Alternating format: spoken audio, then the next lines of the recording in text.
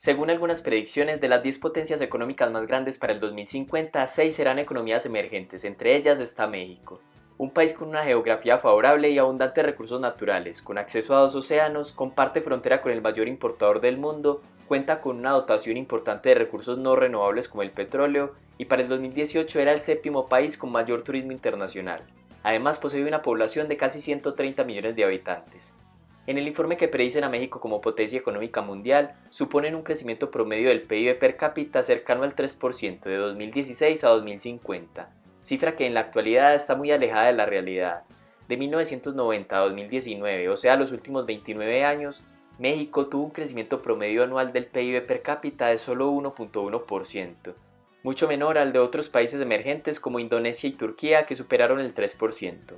En pocas palabras, es un crecimiento muy bajo para una economía emergente con una población joven y tantas condiciones a favor. Para no ir muy lejos, en el 2019 la economía decreció 0.1%, año en el cual no hubo un choque externo o crisis importante, y especialmente cuando la economía de Estados Unidos creció un 2.3%, país al cual está estrechamente ligado comercialmente. Y aunque el estancamiento parece haberse agravado por la incertidumbre en el sector privado debido a algunas decisiones del actual presidente, lo cierto es que México tiene obstáculos estructurales desde hace varios años. El PIB per cápita de México en 1980 representaba el 49% del PIB per cápita de Estados Unidos. Al 2019 representaba solo el 31%, es decir, que la diferencia entre ambos se ha ampliado. Otros países como Malasia, Corea del Sur, Polonia y Chile en 1980 tenían ingresos per cápita inferiores a los de México, pero en 2004 ya tenían niveles más altos que el país del norte. Por otro lado, las decentes mejoras en la reducción de la pobreza parece ser consecuencia de un crecimiento insuficiente.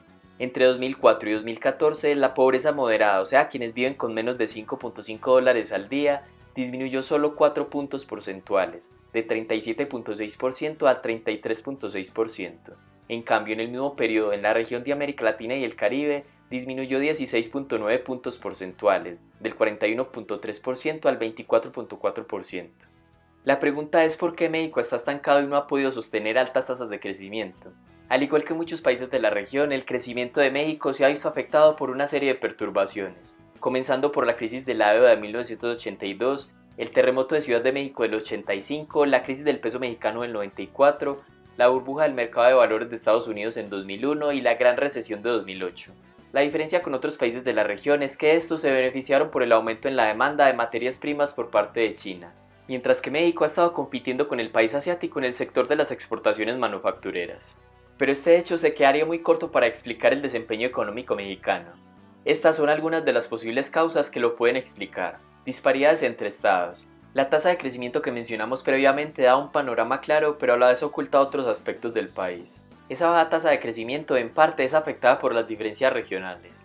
Por un lado, los estados industrializados del centro y norte del país tienen un PIB per cápita mucho más alto que el de los estados del sur, y en los últimos años no se ha visto una convergencia o una disminución en las disparidades. Por ejemplo, según datos del Banco Mundial, el PIB per cápita de Querétaro creció en promedio 2.5% entre 1996 y 2016, en comparación con el 0.8% de Chiapas. Esto sugiere que los estados del centro y norte del país son los que más se han beneficiado de la liberalización de la economía mexicana, especialmente en el sector automotriz, de agricultura de alto valor, de maquinaria y de productos electrónicos.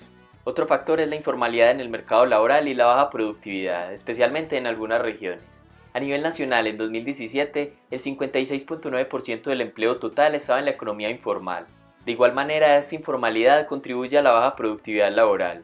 Hay estudios que concluyen que las empresas formales tienden a ser más productivas que las informales. En esta gráfica se puede ver que los estados con menor productividad también registran las mayores tasas de informalidad. La productividad laboral es un indicador que refleja qué tan productivos son los empleados de un país. Por ejemplo, el valor producido por un empleado mexicano en promedio es de $21 por hora de trabajo, mientras que un trabajador alemán produce en promedio $54 la hora. Adicionalmente, la legislación laboral busca incluir en la seguridad social a los trabajadores informales que no tienen acceso a esta. Sin embargo, estos programas sociales son financiados con las contribuciones de los trabajadores formales, lo cual resulta siendo un impuesto al empleo formal y un subsidio al informal.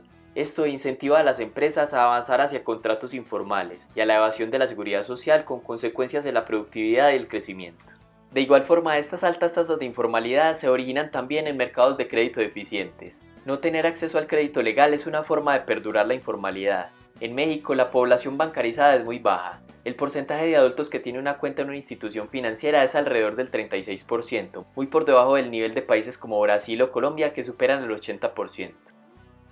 Otro factor es la debilidad institucional, la cual se ve reflejada en varios indicadores que a su vez afectan el crecimiento económico del país. Según el índice de percepción de corrupción para el 2019, México ocupa el puesto 131 entre 180 países. La corrupción aumenta el costo de hacer negocios, pues los empresarios pierden oportunidades de negocio debido a la competencia desleal, en la que los competidores utilizan influencias políticas o sobornos. También genera distorsiones en el sector público, en el momento de desviar dinero a proyectos innecesarios, aumentar la complejidad de un proyecto o simplemente destinar dinero de los contribuyentes a manos privadas. La debilidad institucional también se ve reflejada en el aumento de la delincuencia y la violencia, la cual puede afectar el costo de las actividades individuales y empresariales. También puede obstaculizar la inversión y el empleo. Algunas empresas en México se han visto obligadas a cerrar sus instalaciones debido a la violencia y a la inseguridad. De hecho, este factor es uno de los mayores temores entre los empresarios extranjeros en México. El aumento en la delincuencia y la violencia es profundizado aún más gracias a la impunidad en México. Según la Organización de Mexicanos contra la Corrupción y la Impunidad, la probabilidad de que un delito sea denunciado, enjuiciado y resuelto en el sistema penal mexicano es solo del 2.95%. Otro informe llamado el Índice de Impunidad Global ubica a México en la posición 60 entre 69 países estudiados. En resumen, estos son algunos aspectos que deberían ser prioridad a corto y mediano plazo, para aprovechar el crecimiento de su mercado interno y su gran población en edad de trabajar. ¿Qué otros factores podrían explicar el desempeño económico de México? ¿Le alcanzará para ser potencia mundial en 2050? Deja tu opinión en los comentarios y gracias por ver el video.